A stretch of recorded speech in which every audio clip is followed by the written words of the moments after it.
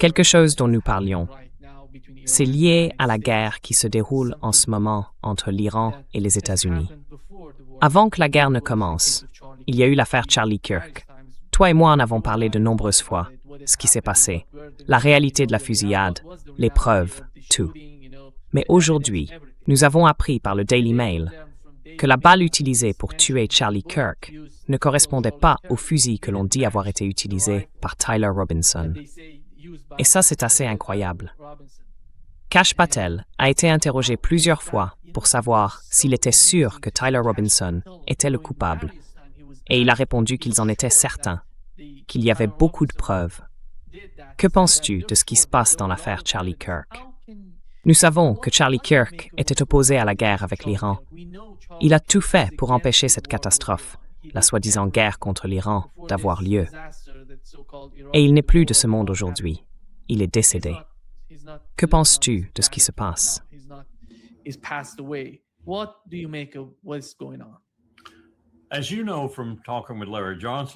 Comme tu le sais, d'après tes conversations avec Larry Johnson et probablement d'autres aussi, et comme je le sais moi-même d'après mes échanges avec Larry, Ray McGovern et d'autres, nous n'avons jamais pensé que cette affaire avait été présentée correctement. Autrement dit, nous ne pensions pas que le tireur était vraiment le tireur, que le fusil était vraiment le fusil, ni que la balle était vraiment la balle. Je ne sais pas si ces nouvelles allégations remettent tout cela sur le devant de la scène, ni si elles le font de manière légitime et précise. Mais je ne changerai pas d'avis, ayant entendu les experts et connaissant moi-même un peu les armes à feu. Il est impossible que ce type ait tiré sur Charlie Kirk, et il ne l'a certainement pas fait depuis la position qu'ils prétendent. Le fusil, dans toutes ses configurations, si l'on peut dire, n'a pas pu être l'arme qui a tiré la balle fatale. Alors la question est, que cache-t-il et qui cherche-t-il à protéger?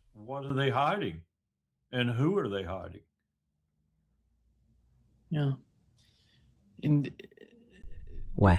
Et tu penses que cette administration révélerait un jour ce qui s'est vraiment passé? Parce que jusqu'à présent, ils ont été tellement... Enfin, ils n'ont pas informé le public. Ils n'ont pas dit aux médias ce qui s'est passé en coulisses. Quelles étaient les preuves? Kash Patel, par exemple, a dit que ce type avait tué Charlie Kirk parce que toutes les preuves étaient contre lui. Mais quelles étaient ces preuves? Quels étaient ces documents contre lui? Jusqu'à présent, on n'en a vu aucun. As-tu vu le moindre document contre ce type? Non, je n'ai rien vu qui me prouve qu'il était le tireur. Et je pense que nous sommes face à un ensemble de circonstances similaires à celles qui entouraient un meurtre bien plus, si l'on peut dire, important, celui de John Kennedy à Dallas en 1963. Cela a pris beaucoup de temps et une commission, aussi gravement défaillante qu'elle ait été, fondamentalement imparfaite dans la réalité et dans ses conséquences. Mais il a fallu beaucoup d'efforts et beaucoup de personnes pour finalement déterminer la nature du mensonge qui allait être raconté à la nation. Je devrais dire les mensonges, au pluriel, qui allaient être racontés à la nation, et les personnes qui participeraient à ces mensonges. d'Earl Warren, l'ancien président de la Cour suprême qui dirigeait la commission, jusqu'aux individus dont les récits, sans leur accord ni leur complicité, ont été modifiés, comme l'équipe qui a pratiqué la première autopsie à Dallas.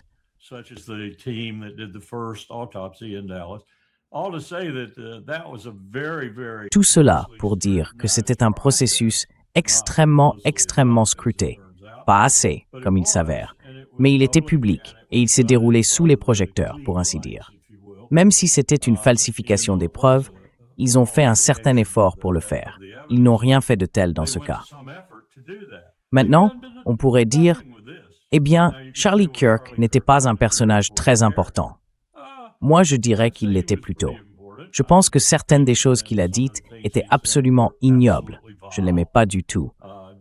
Mais quand il a commencé à changer de ton, il était clair qu'il a irrité beaucoup de gens. Beaucoup de gens très en colère, en particulier des milliardaires juifs américains. Il les a rendus particulièrement furieux. Alors, vous savez, la conclusion suivante. c'est que, tout comme on a cherché à savoir qui avait probablement tiré sur John Kennedy, la CIA, des Cubains mécontents, la mafia, à vous de choisir.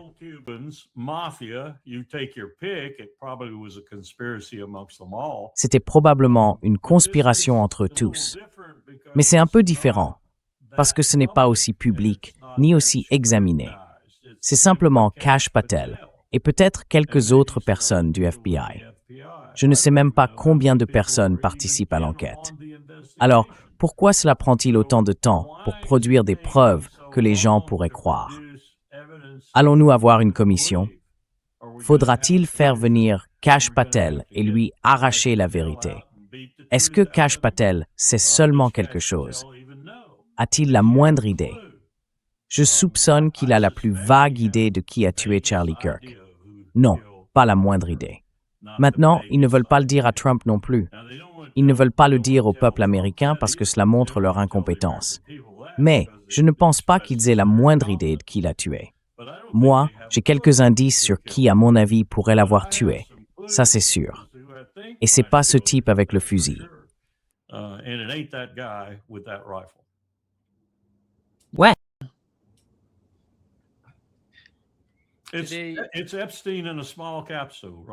C'est Epstein dans une petite capsule, non? Ça n'a aucun impact sur Trump, aucun impact sur le Congrès, aucun impact sur toutes ces personnes importantes et huppées. C'est juste Charlie Kirk. S'il y avait plus de monde impliqué, ils essaieraient sans doute de le dissimuler un peu plus habilement et ils fabriqueraient probablement davantage de preuves, etc. Mais comme il ne s'agit que de Charlie Kirk qui s'en soucie, alors pourquoi aller vite? Pourquoi être précis? Pourquoi même essayer de faire autre chose que de piéger quelqu'un? Mais il va devenir de plus en plus difficile de piéger ce type, parce qu'il y a beaucoup de gens, comme Larry Johnson et d'autres, qui savent que c'est un mensonge.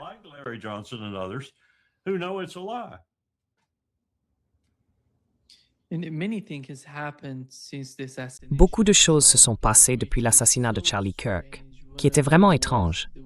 L'une d'elles concernait la manière dont on a demandé à Donald Trump, si vous vous souvenez, ce qu'il pensait de Charlie Kirk. Il a dit, à propos de l'assassinat de Charlie, « Eh bien, c'est bien.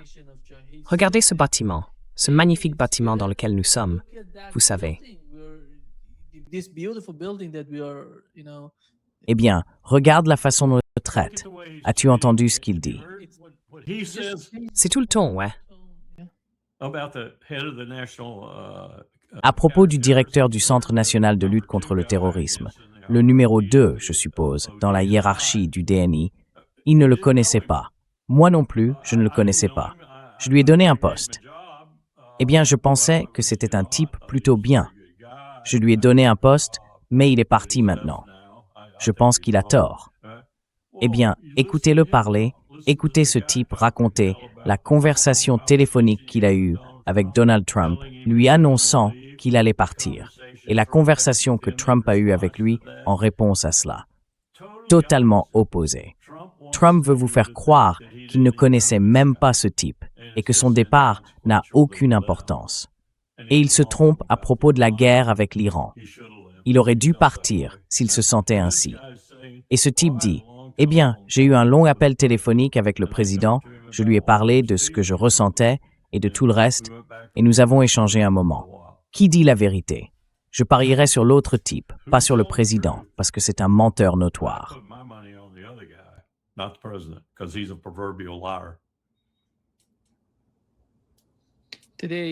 Aujourd'hui, Larry, nous avons eu la réunion d'information avec Pete Haxett et le général Kane, et tous deux ont mentionné. Attendez une minute, juste une seconde. J'ai une nouvelle analogie pour vous. Nous avons cherché, au sein de l'Eisenhower Media Network, des analogies historiques. Est-ce Hitler? Est-ce Caligula? Est-ce Néron? Non, toutes ces comparaisons sont fausses. L'analogie est claire. Vous ne vous en souvenez peut-être pas. Je vais vous tester. Je vois quelques cheveux gris. Peut-être que vous vous en souvenez. C'est le Seigneur Sith et Dark Vador. Trump est le Seigneur Sith. Et Egseth est Dark Vador.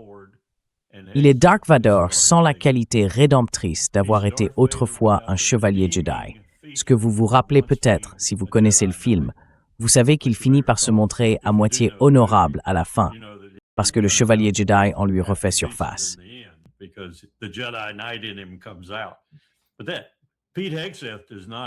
Mais Pete Hegseth n'a pas cette dimension rédemptrice. C'est Dark Vador, et Trump est le Seigneur Sith, et nous sommes l'Empire. Tous les autres habitants du monde sont la force rebelle de Han Solo, et ils vont nous attaquer et nous tuer. C'est l'analogie, tout droit sortie d'Hollywood. Je suis sérieux.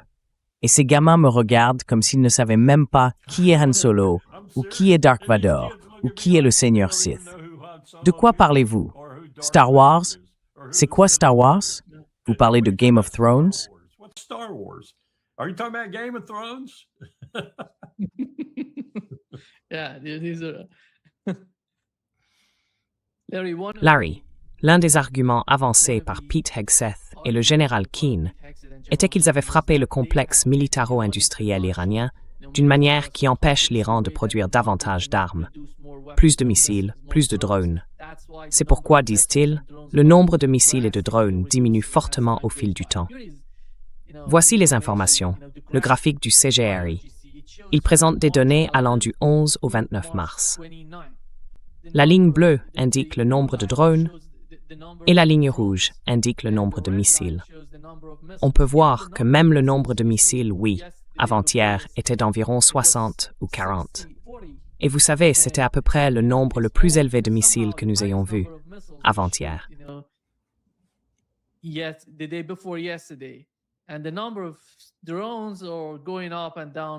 Et le nombre de drones monte et descend, mais ils suivent le même type de trajectoire. Ont-ils vraiment des informations solides? Essaient-ils de manipuler sans fournir de données fiables, des chiffres, au public? Parce que quand on affirme quelque chose, il faut présenter des éléments pour le prouver. Mais ils créent quelque chose qui ne reflète pas la réalité de ce qui se passe. Cette administration a donné un nouveau nom au mensonge et à la tromperie. Il n'y a aucun doute là-dessus. Dirigé par l'homme principal, c'est le plus grand menteur de tous. Vous savez, He's the biggest liar of them all. I got a list, J'ai une liste partielle du moins, et je pense qu'elle est assez crédible de ce que j'appellerais des cibles de second niveau. Le premier niveau, ils l'ont déjà frappé, et de manière plutôt dévastatrice. Précision extraordinaire, dévastation extraordinaire. Bahreïn, par exemple, n'a plus aucune capacité de raffinage. C'était la plus ancienne et la plus grande raffinerie du Golfe. Elle est détruite maintenant. Je parlais hier avec quelques personnes de ce que cela signifie. Est-ce qu'ils doivent aller retirer toute la tuyauterie et tout le reste maintenant? Et on me disait que oui, ils doivent repartir de zéro et tout reconstruire. Cela va leur coûter une fortune s'ils veulent la rebâtir.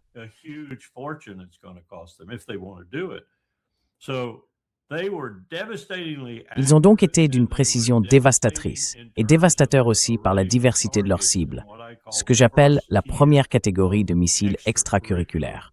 En d'autres termes, pas dirigés contre l'Iran, pas contre Israël. Des missiles non tirés sur Israël, mais sur Erbil, sur Prince Sultan, sur d'autres cibles.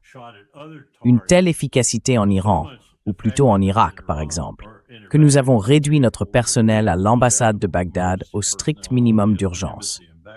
Je dois donc examiner cette deuxième catégorie, que je pense probablement assez précise. C'est ce qu'ils vont frapper, si les États qui abritent des installations américaines continuent de les accueillir, et si ces installations continuent d'être utilisées pour des attaques contre l'Iran. Une proposition raisonnable.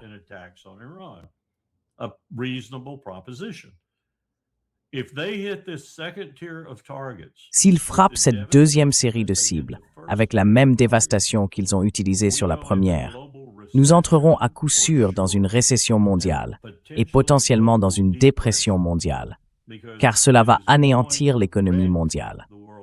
Pas seulement l'Asie du Sud-Ouest, mais l'économie mondiale tout entière. Le seul pays qui pourrait être en partie protégé de cela, et même en tirer profit, c'est bien sûr la Russie, à cause du prix du pétrole et d'autres facteurs.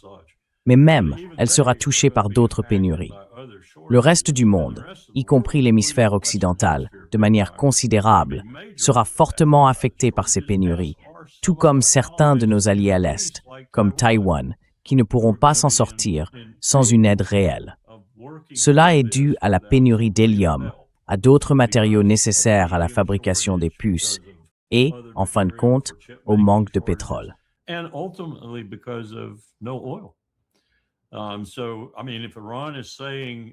Donc, je veux dire, si l'Iran dit « D'accord, la Chine, vos navires peuvent passer, mais Taïwan, les vôtres ne peuvent pas », c'est fini.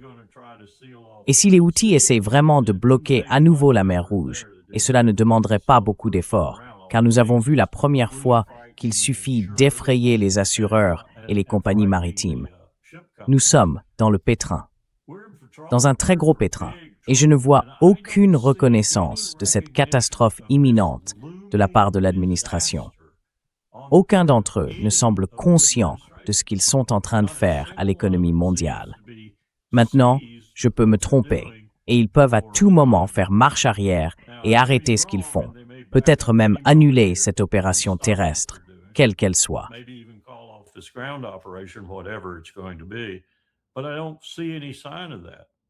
Mais je ne vois aucun signe de cela.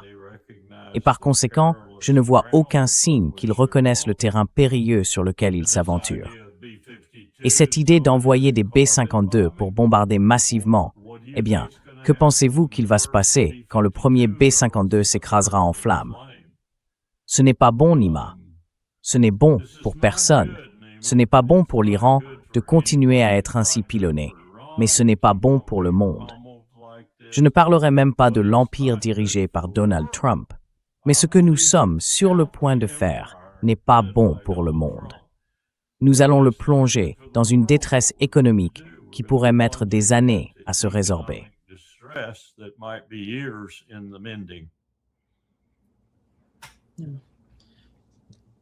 Je ne blâme pas les Iraniens. S'ils exécutent ce deuxième niveau de cible, je ne leur en veux pas. Je ne leur en veux pas. Vous savez, ils avaient déjà frappé Erbil 2 ou 3 fois auparavant. Ils avaient envoyé des drones, 1 ou 2 missiles, ou peu importe, juste pour faire savoir aux Israéliens et aux Britanniques qu'ils savaient qu'ils étaient là. Une installation de renseignement souterraine. Eh bien, cette fois, ils leur ont donné plus qu'un simple avertissement sur leur présence. Ils savaient qu'ils étaient là. Je veux dire, ils les ont pratiquement anéantis.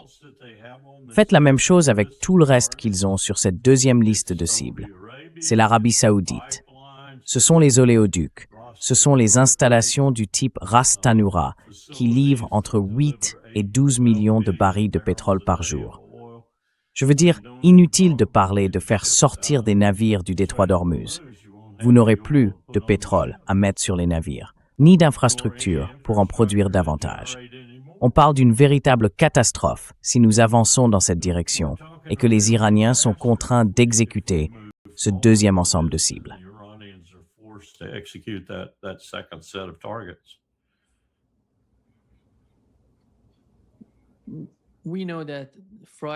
Nous savons que vendredi est un jour férié et que vous avez vendredi, samedi et dimanche. S'ils veulent envahir l'Iran, capturer l'une de ces îles dans le golfe Persique, près du détroit d'Ormuz, ce sera ce vendredi, vendredi saint. Oui. Il choisit ce vendredi saint comme un chevalier Jedi, Dark Vador, en disant « Je vais l'attaquer le jour de ma meilleure fête. Dieu va m'aider. »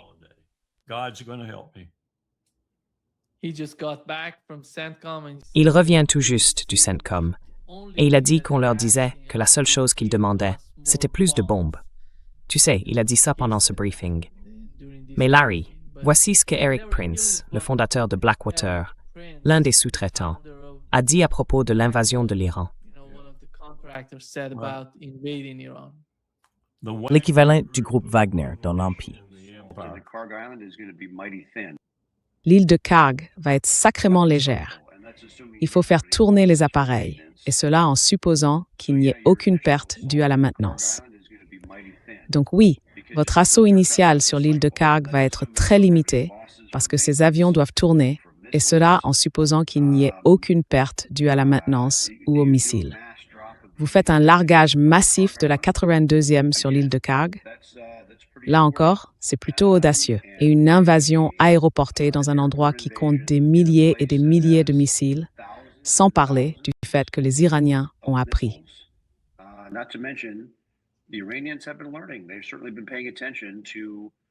Ils ont clairement prêté attention à la guerre moderne par drone et ont intégré des FPV jusqu'au niveau des escouades.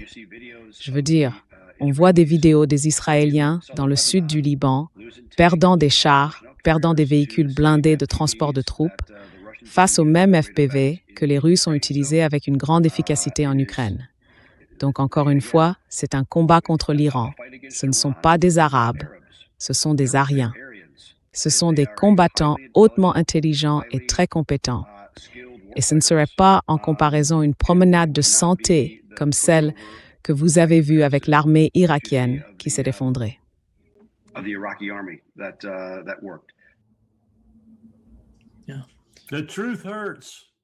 Oui, la vérité fait mal. La vérité fait mal. Il a raison. Il a raison. Je ne sais pas s'il prévoit cela, parce que je dois dire, tu sais, je crois que je t'ai raconté ce que j'ai dit à Colin Powell une fois, quand je suis entré dans son bureau. J'étais un peu de mauvaise humeur, et j'ai dit, ne nommons plus jamais un officier de l'armée de l'air président du comité des chefs d'état-major interarmés.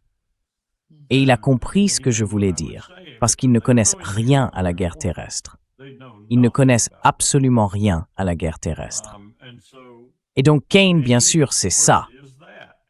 Mais il doit bien avoir quelques généraux de l'armée qui ne soient pas de simples trouillards.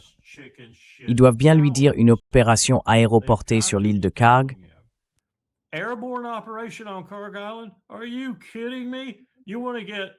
Tu te moques de moi? Tu veux faire tuer 3000 personnes avant même qu'elles ne touchent le sol? Tu veux les voir s'écraser sur la terre avec leurs parachutes en feu? Non.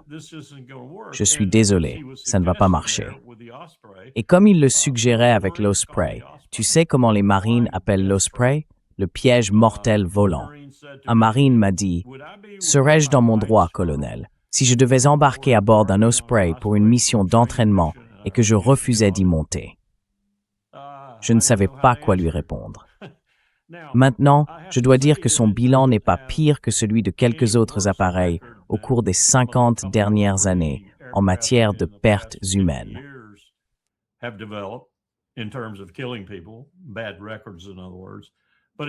En d'autres termes, un mauvais bilan.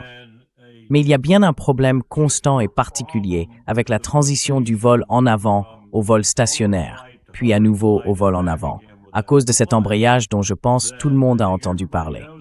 Et donc je crois que chaque marine qui monte à bord d'un Osprey prend un instant et dit à Jésus ou à qui que ce soit, Mahomet, « S'il te plaît, fais que je survive à ce vol. » Ce n'est pas un appareil dans lequel j'aimerais aller au combat, là où il est crucial que tout soit parfaitement synchronisé, que tout soit à la bonne altitude, à la bonne vitesse, avec le profil d'atterrissage exact, et ainsi de suite, parce que tu vas être fortement intercepté, ne serait-ce que par des drones.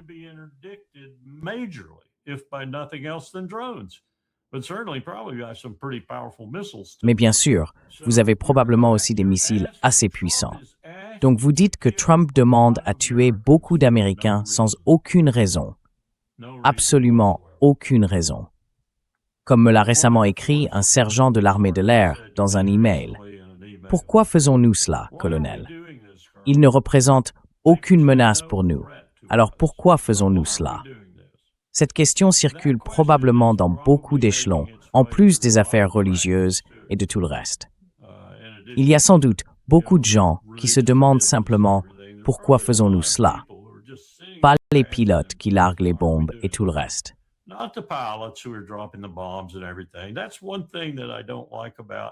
C'est une chose que je n'aime pas chez les officiers de l'armée de l'air lorsqu'ils sont présidents du comité des chefs d'état-major interarmés. Ils ne comprennent pas le terrain. Ils ne comprennent que la technologie qui déclenche la bombe, les images et les jolies vidéos qui leur montrent la bombe en train de frapper. Ils ne comprennent pas ce qui se passe après l'impact. Ils ne comprennent pas la guerre terrestre. Ils ne comprennent pas ce que c'est que d'être sous cette bombe. Et c'est grave. C'est grave. Regardez la force aérienne de Tsahal, les gens les plus assoiffés de sang de la planète. Regardez ce qu'ils font au Liban. Ils bombardent des hôtels, des restaurants, des pressins, des vieilles femmes, des vieux hommes, des bébés dans leurs landaux. C'est ce que Tsahal sait faire. C'est ce qu'ils font.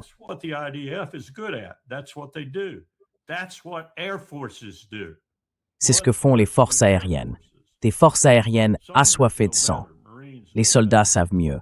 Les marines savent mieux. Et c'est terrible de les jeter dans ce conflit. C'est tout simplement terrible. J'ai de la compassion pour eux tous, sans parler des Iraniens sous les bombes. Je veux dire, as-tu entendu Arachi devant le comité d'urgence de l'ONU sur l'école de Manab? Il a dit les choses telles qu'elles sont. Il a dit « Nous sommes mauvais. Nous sommes mauvais. Nous avons torpillé la diplomatie non pas une, mais 2 fois. » Il a utilisé ce mot anglais. Torpedo. Nous avons torpillé la diplomatie 2 fois. En pleine diplomatie, nous avons bombardé des gens. La Palestine a tout commencé, a-t-il dit. La Palestine est la question. Tout a commencé là. Et il a raison. Et Bibi est toujours là. Naftali Bennett est en colère contre Bibi parce qu'il ne tue pas les Palestiniens assez vite.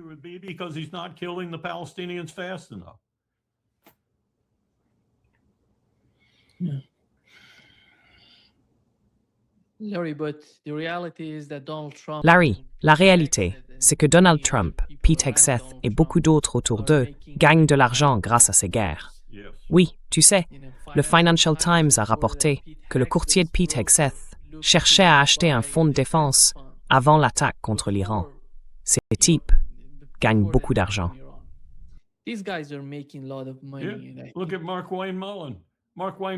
Regardez Mark Wayne Mullin.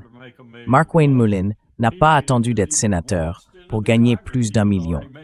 Il l'a fait en entrant tranquillement au Congrès. Il gagnait déjà de l'argent parce qu'il était déjà branché sur le réseau Pelosi. Vous savez, le délit d'initié. Franchement, il devient parfois difficile de défendre l'Amérique. Et puis, il y a ce rapport qui va sortir. Avez-vous entendu parler de ce rapport qui a été très soigneusement préparé, je crois, l'Université Brown et d'autres? Depuis 2000, nous avons tué 38 millions de personnes avec nos sanctions.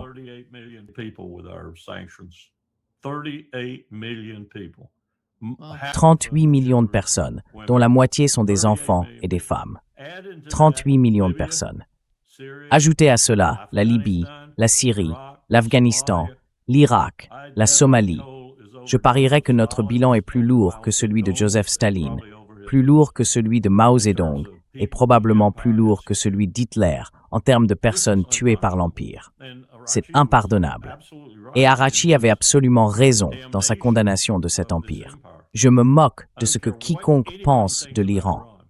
Vous pouvez penser que c'est la bureaucratie islamique la plus malfaisante de la planète. Elle ne fait pas le poids face à l'Empire américain.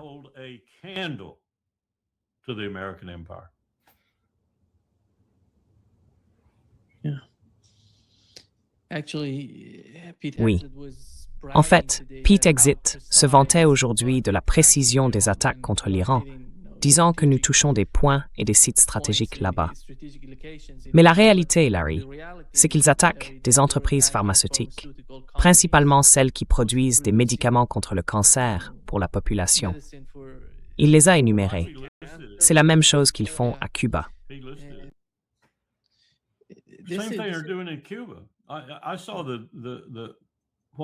J'ai vu ce qui est arrivé à Cuba hier, dans l'ensemble. C'est horrible. L'un des meilleurs systèmes de santé au monde, je le sais. J'ai visité leurs hôpitaux. J'ai visité leur Hermanos Brigada. J'ai visité ce que John Bolton appelait une installation chimique. C'était une installation de niveau biologique 3 qui produisait en réalité d'excellents médicaments. Ils ont complètement éradiqué l'encéphalite japonaise, totalement éliminé de l'île. Ils l'ont fait tout seuls. Peut-être ont-ils été un peu aidés par les Brésiliens, mais la plupart du temps, ils l'ont fait par eux-mêmes. Nous avons beaucoup de médecins cubains ici au Brésil. Ils sont formidables.